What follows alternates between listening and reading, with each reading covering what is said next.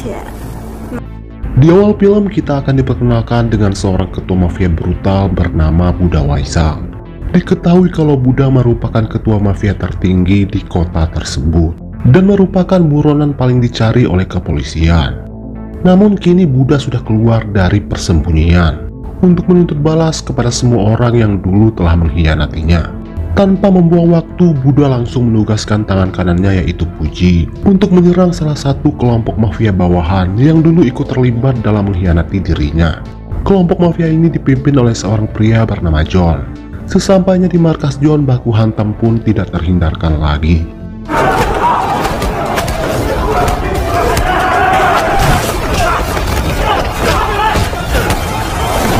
Di tengah baku hantam yang semakin sengit, muncullah salah satu orang kepercayaan Buddha yang bernama Kim. Dan ia langsung berduel 1 lawan 1 dengan John.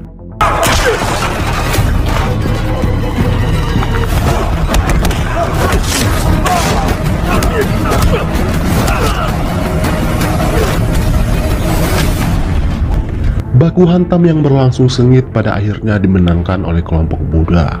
Namun di saat Puji akan menghabisi John, tiba-tiba pasukan polisi muncul menggerebek tempat tersebut.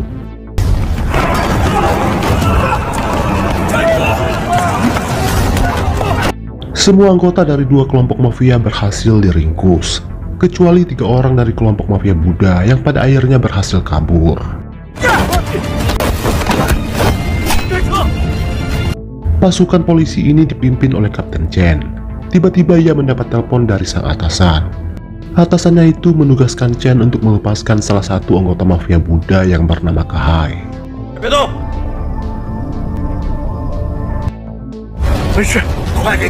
Beralih ke Puji, Kim, dan Mei yang saat ini bersembunyi di rumah aman. Di sana Puji langsung melapor kepada sang ketua yaitu Buddha terkait misi mereka yang gagal dalam menghabisi semua kelompok mafia John akibat kedatangan polisi yang secara tiba-tiba. Puji curiga kalau ada orang dalam yang menjadi mata-mata yang melapor kepada polisi terkait penyerangan di markas John tadi. Kecurigaan Puji tertuju pada Kim, karena tidak biasanya Kim datang terpisah dari anggota lain.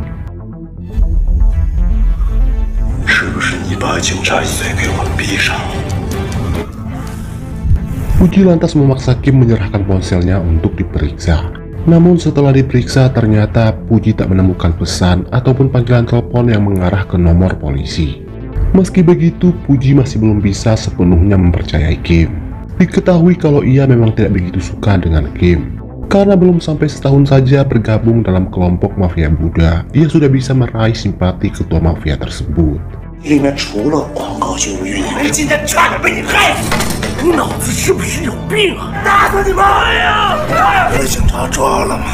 Lalu tiba-tiba Sahai muncul.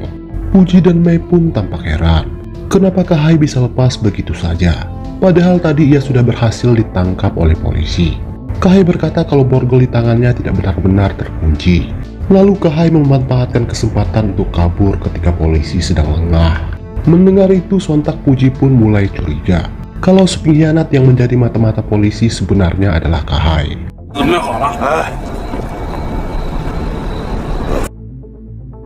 Di keesokan harinya mereka berempat langsung menuju ke markas persembunyian sang ketua mafia yaitu Buddha. Namun di tengah perjalanan mobil mereka dihadang oleh pasukan polisi yang sedang melakukan razia. Karena gagal menunjukkan SIM, polisi lantas menyuruh mereka berempat untuk keluar dari mobil tersebut. Di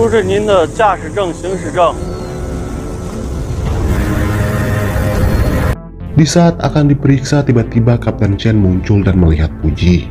Menyadari itu, Kim langsung menangkis serangan Chen terhadap Puji dan menyuruh ketiga anggotanya untuk segera kabur.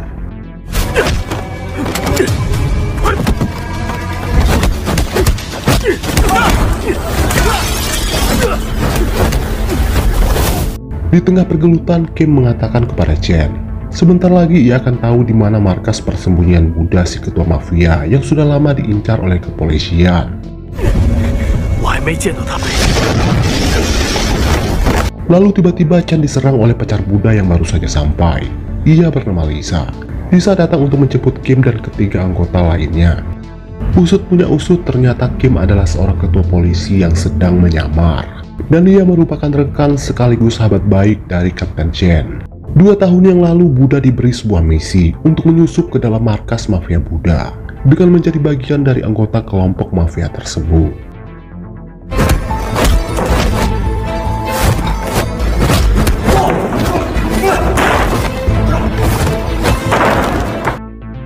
Beralih ke Kim dan kawan-kawan yang kini sudah sampai ke markas persembunyian Buddha.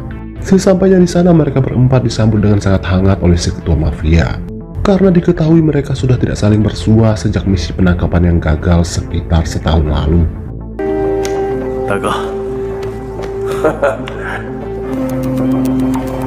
Buddha berkata kalau ia belum bisa hidup tenang sebelum semua musuh-musuhnya lenyap di muka bumi ini. Terutama si ketua mafia senior bernama Yong.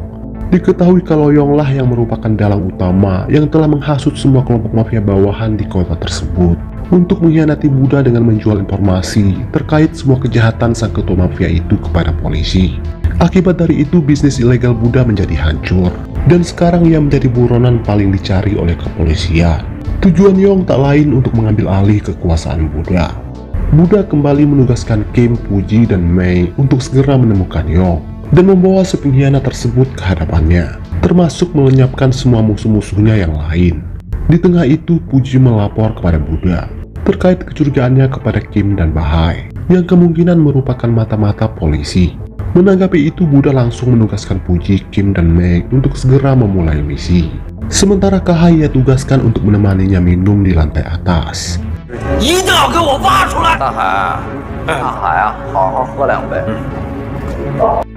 Namun di saat mereka bertiga akan meninggalkan markas tersebut, tiba-tiba Kahai pun tewas dihabisi oleh sang ketua mafia tersebut. Karena Buddha yakin kalau pengkhianat tersebut bukanlah Kim, melainkan Kahai. Setelah itu, Buddha dan Lisa langsung beranjak ke markas persembunyian yang baru. Sekali lagi, Kim kehilangan jejak sang ketua mafia tersebut. Di malam harinya, Kim dan anggotanya langsung menyerang markas ketua mafia musuh Buddha yang bernama Ming, hingga terjadilah baku hantam yang sangat sengit dan mematikan.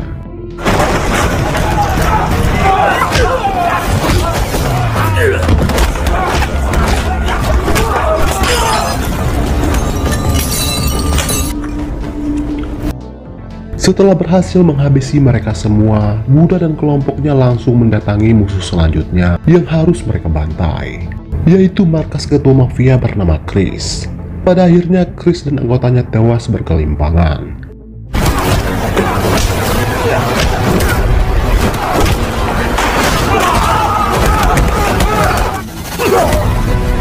Setelah itu, Puji CS mendatangi Andi yang merupakan tangan kanan Yong. Dan tanpa banyak bacot, mereka langsung menghabisi Andi dan semua anak buahnya.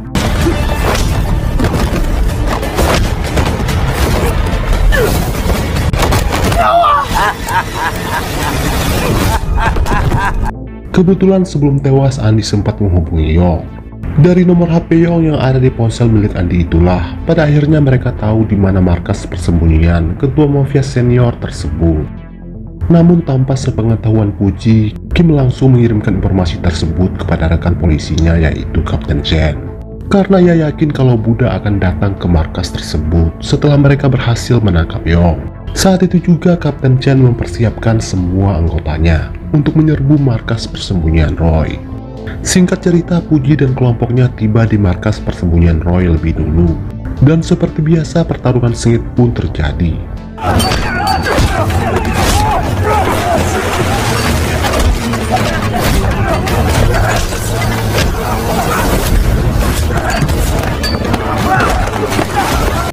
Di waktu yang sama, Chen dan kelompoknya tiba dan langsung mengepung markas tersebut. Mereka baru akan menyerbu ketika Buddha sudah muncul. Pada akhirnya Yong berhasil dilumpuhkan. Kim langsung melapor ke Buddha dan menyuruhnya untuk segera datang. Akan tetapi Buddha malah menyuruh Kim untuk melepaskan Yong kembali tanpa memberikan alasan apapun. Tentu Kim dan Puji merasa keheranan, tetapi mereka tidak bisa berbuat apa-apa karena itu adalah perintah langsung dari sang ketua. Mengetahui hal itu, Kapten Chen pun langsung membatalkan misi penggerebekan dikarenakan target utama tidak jadi datang. Setelah itu Kapten Chen menemui sang atasan, melapor terkait Buddha yang tiba-tiba melepaskan Yong begitu saja. Chen curiga kalau Buddha sedang merencanakan sesuatu yang di luar dugaan, dan ia khawatir hal itu bisa membahayakan keselamatan Kim. Chen meminta sang atasan untuk menarik Kim keluar dari lapangan, tetapi sang atasan menolak sebab misi sudah sampai sejauh ini, karena ia yakin Kim pasti bisa menjaga dirinya.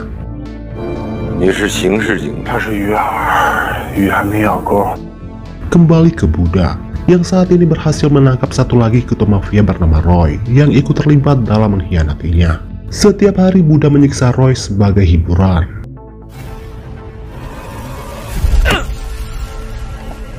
Di keesokan harinya Buddha menghubungi Puji dan kembali menugaskan mereka untuk mencari Yong.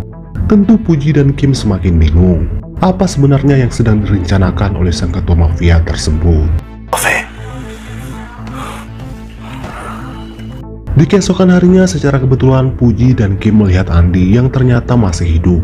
Kemudian mereka berdua bertanya terkait keberadaan Yong sekarang. Setelah diberitahu, Kim langsung membogem Andi hingga tak sadarkan diri.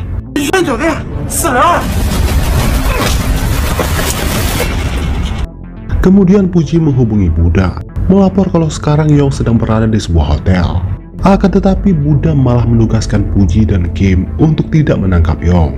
Menanggapi sikap sang ketua yang pelin-pelan, Puji pun mulai murka. Tanpa memperdulikan perintah dari Buddha, Puji langsung bergerak menuju ke hotel tersebut untuk menghabisi Yong agar semuanya cepat selesai.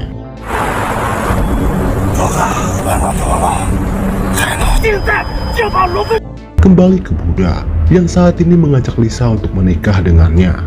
Bahkan Buddha sudah memesan gaun pernikahan di sebuah butik ternama. Buddha lantas memberikan Lisa alamat butik tersebut agar ia bisa mencoba gaun yang ia pesan.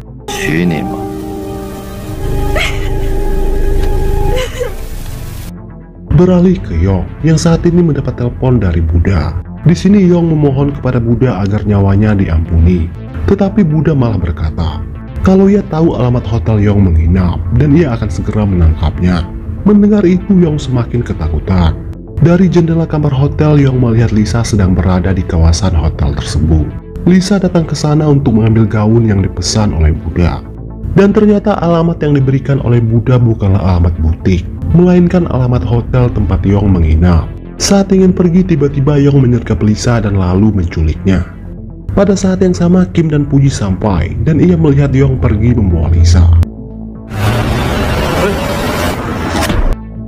Sesampainya di hutan, Yong langsung menelpon Buddha dan berkata kalau saat ini ia sedang menyekap Lisa.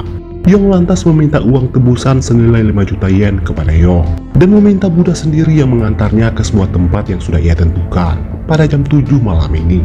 Jika menolak maka Lisa akan ia habisi. Buddha pun menyetujuinya. Setelah itu ia menelpon Puji dan Kim, memberitahu terkait pertemuan malam ini dengan Yong. Dan Buddha berkata kalau kali ini ia tidak akan main-main lagi. Ternyata Buddha memang sengaja menjebak Lisa datang ke hotel tersebut agar ia diculik oleh Yong. Tidak ada yang tahu apa sebenarnya yang direncanakan oleh Buddha. Beralih ke Puji yang saat ini sedang mengumpulkan anggotanya untuk menyelamatkan Lisa sekaligus menghabisi Yong dan kelompoknya malam ini. Diam-diam Kim melapor kepada Chen terkait pertemuan tersebut.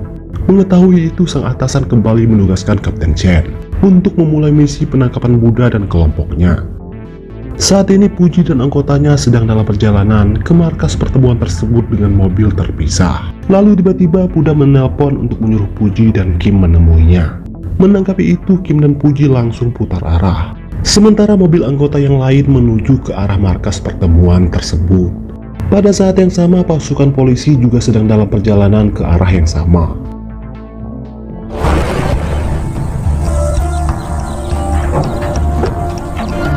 Singkat cerita, Kim dan Puji bertemu dengan Buddha yang saat ini juga sedang dalam perjalanan menggunakan mobil kontainer. Di sini Kim merasa sedikit curiga dengan gelagat sang ketua mafia tersebut.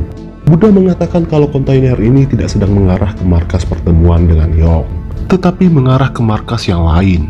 Tujuan Buddha ke sana untuk memburu musuh utamanya, yaitu ketua besar bernama Wandu. Mendengar hal itu, tentu Kim semakin bingung dan panik. Puji bertanya bagaimana dengan keselamatan Lisa. Buddha dengan entengnya menjawab kalau ia bisa mendapatkan wanita pengganti Lisa dengan sangat mudah. 各小组注意， Singkat cerita, Mei dan timnya sampai ke markas Yong. Yong bertanya kenapa Buddha tidak datang. Mei menjawab kalau Buddha adalah ketua mafia besar, wajar kalau ia datang terlambat. Pada saat yang sama, Kapten Chen pun muncul. Anak buahnya yang lebih dulu sampai melapor kepada Chen kalau mobil pen kelompok Buddha sudah masuk ke dalam markas 5 menit yang lalu. Tetapi sampai detik ini, Kim, Puji, dan Buddha masih belum sampai. Kembali ke Buddha. Tiba-tiba ia meraih tongkat bola golf, lalu inilah yang ia lakukan.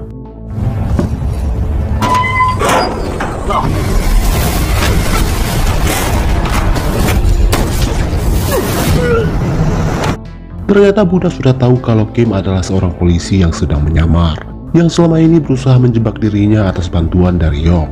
Buddha sengaja menargetkan Yong.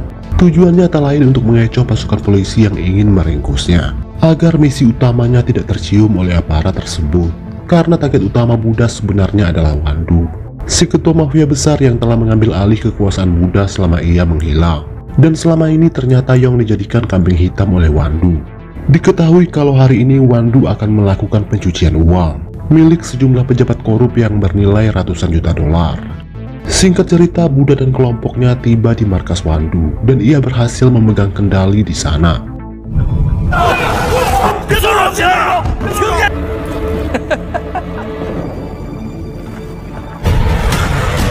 Di balik itu, Kapten Chen terlihat mulai khawatir karena sampai saat ini Buddha masih belum sampai. Sementara Kim belum memberi kabar apapun dan keberadaannya tidak diketahui.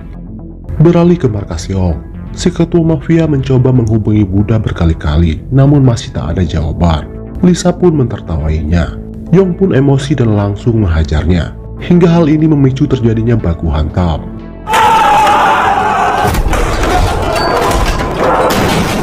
Beralih ke Buddha, yang saat ini tengah berusaha mentransfer semua uang itu ke dalam rekening pribadinya. Seorang pria menghampiri Kim yang sedang terkapar di tengah jalan.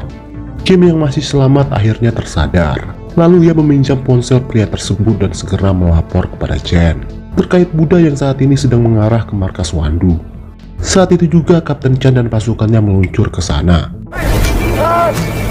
Sementara pasukan yang lain ia tugaskan untuk menyerbu markas Yong. Hingga pada akhirnya kedua kelompok mafia itu berhasil diringkus.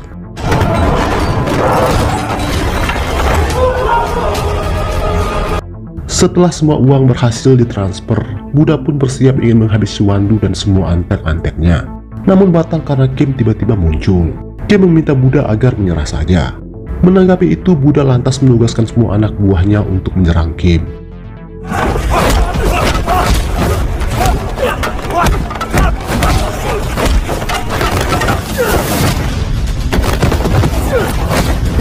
Karena kalah jumlah, akhirnya Kim berhasil dilumpuhkan.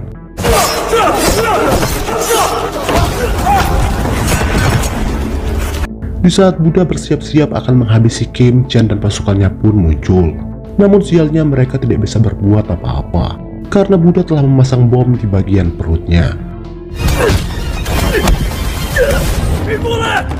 Jika polisi berani mendekat, Buddha mengancam akan menekan pemicu bom itu, dan akan menewaskan semua orang yang ada di dalam gedung tersebut.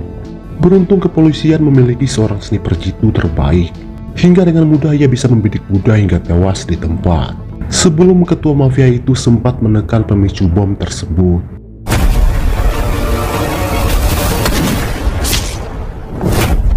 Buddha tewas dan kelompoknya berhasil diringkus. Misi tuntas dan film pun selesai.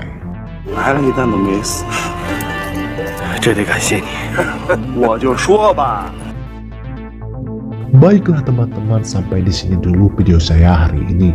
Semoga kalian terhibur dan sampai jumpa lagi di video berikutnya.